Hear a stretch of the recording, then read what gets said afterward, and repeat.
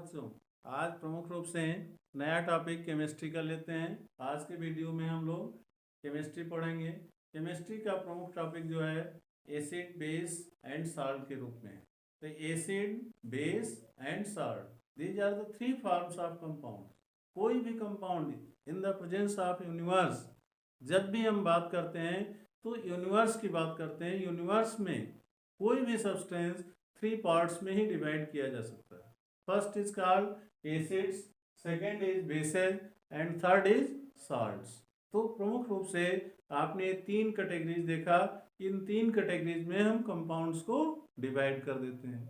अब कंपाउंड्स की बात अगर आप करते हैं तो कंपाउंड्स प्रमुख रूप से क्या होता है, वो सामान्य तौर पर दो या दो से अधिक एलिमेंट्स के बनने से, जुड़ने से कंपाउंड्स बनते हैं। तो यहाँ पर कंपाउंड्स की बात की गई। Compounds based on acids, bases and salts.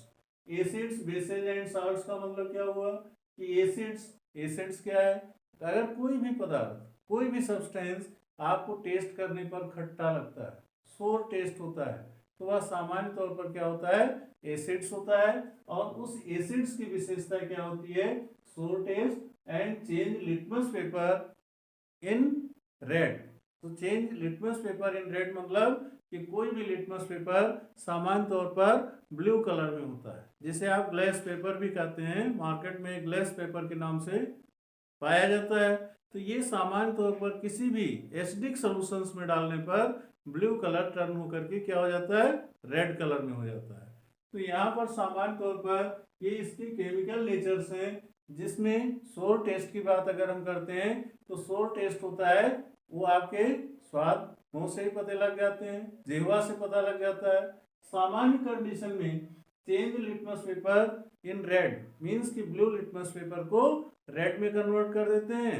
For example of acids, that is citric acid, acetic acid and other different types of acids में HCl हाइड्रोक्लोरिक एसिड आ जाता है, H2SO4 sulphuric acid, HNO3 means nitric acid. तो different types of acids हैं। बस इतना ही हमें कह सकते हैं कि दो substances are sour in taste, that is called acids. तो यहाँ पर एसिड्स की बात जो प्रमुख रूप से आई, इनके केमिकल प्रॉपर्टीज क्या हैं। केमिस्ट्री में प्रमुख रूप से हम फिजिकल प्रॉपर्टीज के साथ साथ केमिकल प्रॉपर्टीज पर मेन कंसंट्रेशन करते हैं। फिजिकल प्रॉपर्टीज में तो आपका ये आ गया sour in taste and change the litmus paper in red. लेकिन अदर जो केमिकल प्रॉपर्टीज होता है उसका फर्स्ट ऑप्शन है रिएक्शन विथ मेटल्स। क्या ये मेटल से रिएक्शन करता है, अगर मेटल से रिएक्शन करता है तो इसकी क्या पोजीशंस होती है। तो यहाँ पर Zn क्या है, सामान्य तौर पर मेटल है, जिसे आप जिंक के नाम से जानते हैं। इससे किस एसिड का रिएक्शन कराया जा रहा है, H2SO4। यहाँ पर कंपलसरी है कि आपको रिएक्शन आना चाहिए। रिएक्शन अगर आप नोट नहीं करते हैं तो मीन्स की केमिस्ट्री का 50% आप अननोन है। तो यहाँ पर इस कारण भी हमने आपको रिएक्शन से जोड़ने की कोशिश किया कि हम डायरेक्ट एग्जाम्पल रिएक्शंस में दें, जिससे आपका पठन पाठन का स्तर ऊंचा हो और साथ में आपका जो प्रेजेंटेशन हो, आपके टीचर्स, एग्जामिनर्स कोई भी हो, वो आपको एक अच्छे स्टूडेंट्स के रूप में समझें। तो यहाँ पर Zn जिंक किससे रिएक्शन करता है, H2SO4 सल्फ्यूरिक एसिड से। इसके प्रोडक्ट क्या होते हैं, ZnSO4 means zinc sulphate plus H2 gas. H2 gas means hydrogen gas evolve होती है। गैस के लिए लास्ट वीडियोस में मैंने बताया था कि जब भी कोई गैस प्रोडक्ट केस में होती है तो हम उसको अपर एरोहेड से डिनोट कर देते हैं। मतलब कि एरोहेड का जो हेड पार्ट्स होता है वो अप साइड में होता है। तो इससे क्या पता लगता है कि this substance is in the form of gas, ये गैस के फॉर्म में डिजॉल्व हो रहा है। तो ऐसी कंडीशंस में आपने देखा कि पहला रिएक्शंस विद मेटल्स में ऐसे बहुत सारे मेटल्स लिए जा सकते हैं। एल्युमिनियम लिया जा सकता है, सोडियम लिया जा सकता है, किसी के साथ भी रिएक्शन करा सकते हैं। और वहां से हमें क्या मिलता है, मेटल का सल्फेट पार्ट्स मिल जाएगा, मेटल का क्लोराइड पार्ट्स मिल जाएगा, या अदर मिलने के बाद हाइड्रोजन गैस डिजॉल्व हो जाएगी। सेम कंडीशन में इसकी सेकेंड प्रॉपर्टीज होती है reaction with metal carbonate and hydrogen. Metal carbonate और हाइड्रोजन से क्या रिएक्शंस का इसका मतलब है कि किससे रिएक्शन करती है और कैसे करती है। तो first is CaCO3 plus 2HCl। CaCO3 का मतलब कैल्शियम कार्बोनेट किससे रिएक्शन कर रहा है, 2HCl मींस हाइड्रोक्लोरिक एसिड से रिएक्शन कर रहा है, और इसका प्रोडक्ट क्या होता है, calcium chloride CaCl2 plus H2O means liquid water जिसे आप कहते हो, प्लस CO2 गैस डिजॉल्व होती है। ठीक है। तो सामान्य परिस्थितियों में आपने देखा कि कैल्शियम कार्बोनेट का जब हम HCl से रिएक्शन कराते हैं तो calcium chloride plus water plus carbon dioxide gas के रूप में डिजॉल्व हुई। सेम कंडीशंस में हम दूसरा क्या ले सकते हैं, क्यूप्रस ऑक्साइड, जिसे आप सामान्य तौर पर CuO के नाम से डिनोट करते हैं, और उसका रिएक्शन किससे करा रहे हैं, 2HCl से। तो यहां से हमें क्या मिलेगा, CuCl2 मीन्स यहां से CuCl2 क्यूप्रिक क्लोराइड मिल जाएगा। क्यूप्रिक क्लोराइड सामान्य तौर पर हम इसको कह सकते हैं CuCl2 है।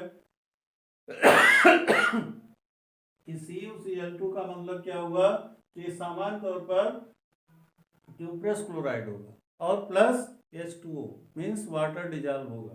तो इन परिस्थितियों में आपने देखा कि ये केमिकल प्रॉपर्टीज ऑफ एसिड्स हैं।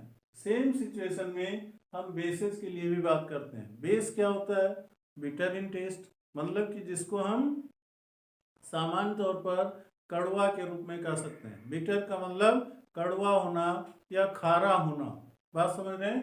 तो बिटर इन टेस्ट, सोपी, सोपी का मतलब कि जो जल के साथ क्या करता है, झाग देता हो।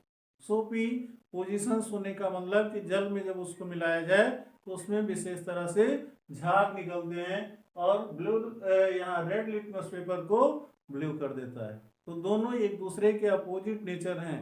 जैसे अभी आपने देखा एसिड में, एसिड में ब्लू लिटमस पेपर को रेड करता है और बेसिस में क्या होता है, रेड लिटमस पेपर को ब्लू कर देता है। इनका भी केमिकल प्रॉपर्टीज होती है।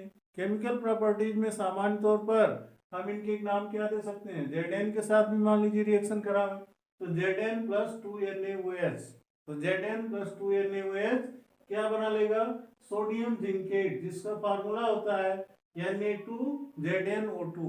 Na2ZnO2 का मतलब sodium zincate plus hydrogen gas dissolve होती है। बात समझ रहे हैं।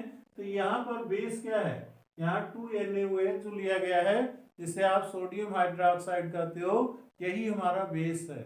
जैसे अभी हमने वहाँ एसिड का एग्जाम्पल दिया, तो यहाँ बेस की एग्जाम्पल देने के लिए सोडियम हाइड्रोक्साइड, अमोनियम हाइड्रोक्साइड, इस तरह से बहुत सारे बेस होते हैं। तो यूनिवर्स की बात मैंने कहा कि कोई भी कंपाउंड जो होता है वो तीन ही पार्ट्स में डिवाइड हो सकता है, और उनकी लिमिटेशंस क्या है, एसिड हो सकता है, बेस हो सकता है, या फिर साल्ट हो सकता है।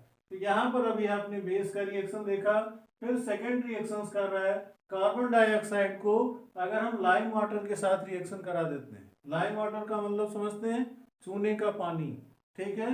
तो यहाँ CO2 का रिएक्शन किससे करा रहे हैं, CaOH ट्वाइस गिव्स CaCO3।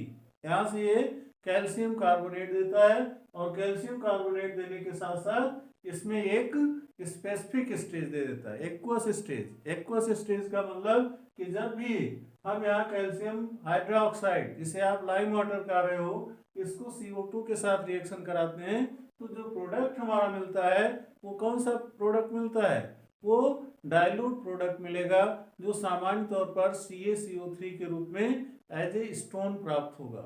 इसी तरह से अगला, हम जब ऐसी कंडीशंस आ जाती है कि अभी हमने कहा कि कोई भी कंपाउंड दो पार्ट्स में डिवाइड हुए, एसिड और बेस, साल्ट का नंबर आता है, तो साल्ट क्या होता है, थर्ड स्टेज आ जाता है, और थर्ड स्टेज आने के लिए हमें फर्स्ट और सेकेंड स्टेज को रिएक्शन कराना पड़ता है। जैसे अभी आपने फर्स्ट स्टेज में एसिड देखा, तो एसिड सोर इन टेस्ट, माने कि वो खट्टापन का स्वाद देता है, और बेस के लिए कहा बिटर इन टेस्ट, मतलब कि वो कड़वा होता है, खारापन होता है उसमें, ठीक है।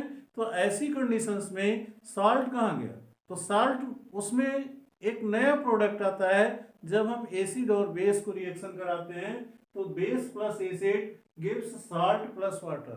कि अगर हम बेस और एसिड को रिएक्शन करा दिए तो उससे हमें क्या मिलता है, साल्ट, और साल्ट के साथ जो एक्स्ट्रा चीजें होती हैं एक्स्ट्रा आर्डेंट में वाटर मिलता है। तो सेम कंडीशंस में इसका केमिकल इक्वेशन देने के लिए NaOH प्लस HCl का रिएक्शन कराते हैं, जिसमें NaOH मीन सोडियम हाइड्रोक्साइड और HCl का मतलब हाइड्रोक्लोरिक एसिड। तो एक बेस है और दूसरा एसिड है, ये दोनों रिएक्शन किए तो क्या बन जाता है, NaCl, जिसे आप साधारण नमक भी कहते हैं, घरों में उपयोग होता है। इसके बिना भोजन टेस्टलेस होता है। प्लस H2O मीन्स कि पानी बाहर निकल जाता है, वाटर के रूप में डिजॉल्व हो जाता है। सेम कंडीशंस में हम ये कह सकते हैं कि अभी आपने देखा कि विशेष कंपाउंड को हम या तो एसिडिक कह सकते हैं या बेसिक नेचर का कह सकते हैं, लेकिन जब एसिड और बेस को आपस में रिएक्ट करा दिया जाता है तो साल्ट और वाटर के रूप में परफॉर्म होता है।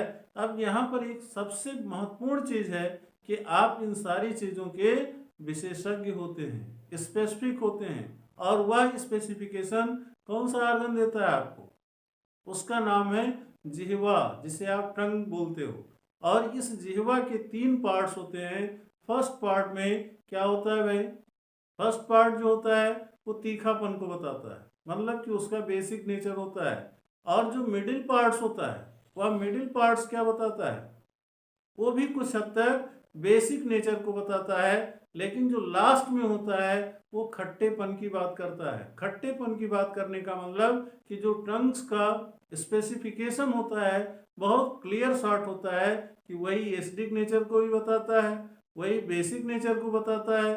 और एसिड और बेस आपस में रिएक्शन करके जब साल्ट बताते हैं तो साल्ट का भी परफेक्शन या उसका स्पेसिफिकेशन वहाँ पर वो देता है कि साल्ट है, साल्ट का मतलब बहुत ज़्यादा कड़वा है और इसकी मात्रा ज़्यादा होने पर भी हम नहीं खा सकते हैं, नहीं पसंद करते हैं, कम होने पर भी हमें नहीं पसंद होता। तो ना तो ये कम होने पर काम करेगा और ना तो अधिक होने पर, दोनों स्थितियों में भोजन को बिना स्वाद के बना देगा। इस नाते इसका एक साम्य अवस्था होना जरूरी है, एक्विवैलेंस स्टेज होना है, ठीक है। तो सेम कंडीशंस में अब हम अगला बात करते हैं, मिक्सिंग ऑफ एन एसिड और base with water is called dilution. जब किसी एसिड या बेस को वाटर के साथ मिलाते हैं तो हम उसे कहते हैं डाइल्यूट सोल्यूशन प्रिपेयर कर रहे हैं। और डाइल्यूट सोल्यूशन का मतलब क्या होता है, डिक्रीज इन कंसंट्रेशन, मतलब कि उसका कंसंट्रेशन डिक्रीज हो जाता है, अर्थात उसकी कार्य करने की क्षमता क्या हो जाती है, कम हो जाती है।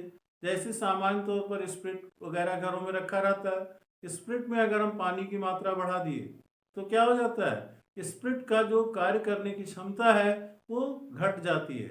जैसे अभी मान लीजिए आप दाल खा रहे हो और दाल में नमक ज़्यादा है, तो नमक को कंट्रोल करने के लिए क्या तरीके हो सकते हैं, तीनों स्टेज अडॉप्ट कर सकते हो। बिटरली स्वाद तो बेस दे ही रहा है, अब उसको अगर कम करना है तो खट्टी चीज़ डाल सकते हो।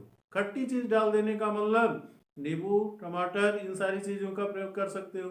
लेकिन अगर मान लीजिए कि आपको इन सारी चीज़ों की तत्काल आवश्यकता मिलने पर नहीं हो रहा है, तो आप उसमें डायरेक्टली पानी डाल सकते हो, थोड़ा सा पानी डाल करके उसके नमक की मात्रा को बैलेंस कर सकते हो। तो सेम कंडीशंस में जो सामान्य नमक आपको ज़्यादा लग रहा था भोजन में, वो क्या हो गया, न्यूट्रलाइज हो गया। तो in the case of neutralization that is called dilution of substance. इसे हम डाइल्यूशन की भाषा कहते हैं, केमिस्ट्री में इसे हम कहते हैं डाइल्यूट सोल्यूशन। और डाइल्यूट सोल्यूशन का मतलब क्या होता है, डिक्रीज इन कंसंट्रेशन। इसको बाय इक्वेशन समझने के लिए, जैसे HCl है, हाइड्रोक्लोरिक एसिड है, और हाइड्रोक्लोरिक एसिड में H2O मिलाया गया, पानी की मात्रा मिलाए तो क्या बन जाता है, H3O प्लस, माने कि हाइड्रोनियम आयन इसे बोलते हैं, और प्लस Cl माइनस माने कि क्लोरीन आयन, ठीक है। मतलब कि इसको एनायन ऑफ क्लोरीन बोलते हैं या क्लोरीन का ऋणात्मक आयन कहलाता है। सेम कंडीशंस में NaOH, यहाँ पर हमने बेस को लिया और बेस क्या करता है, Na plus plus OH minus में ये आयोनाइज हो जाता है। एक हमारा केटायन हो गया Na प्लस और OH माइनस एनायन हो गया। तो सेम कंडीशंस में आपने देखा कि सामान्य परिस्थितियां जो बनती हैं उसमें भी हमने प्रमुख रूप से ये जानने की कोशिश की कि जो हमारे आसपास सराउंडेड चीज़ें चेंज होती रहती हैं, उनमें कैसे रिएक्शंस होता है, उनके लिए हमारी बॉडी कितनी सेंसिटिव होती है कि जो इसमें सेंसिटिव ऑर्गन्स होते हैं किस तरह से वेरीफाई करते हैं, इनके विषय में भी जानने की कोशिश किया और यह आपके कोर्स के लिहाज से भी महत्वपूर्ण होता है। इसके बाद नेक्स्ट वीडियो में हम आपको पीएच वैल्यू या इनसे संबंधित इंडिकेटर्स के विषय में बताएंगे जो आपके सिलेबस के लिए सबसे महत्वपूर्ण पार्ट्स होता है। इसके नाते अगला वीडियो आप लोग विशेष तौर पर वॉच करने की कोशिश करेंगे और वीडियो आप लोग चेक करते हैं तो उस पर आप लोगों की प्रतिक्रियाएं नहीं दिख रही हैं।